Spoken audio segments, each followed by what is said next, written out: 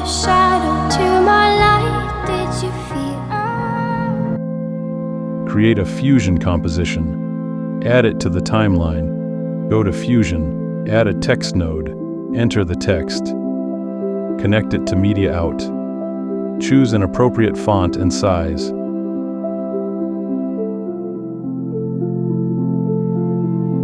Add a background node.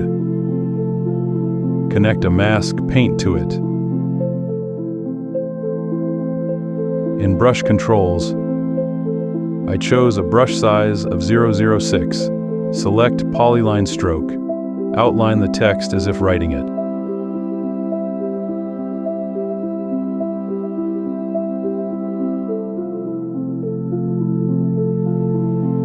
Add an audio file.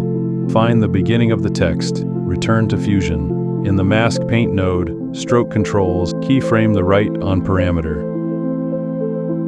Find the end of the text. Return to Fusion. Move right on all the way to the right. Repeat for other lines.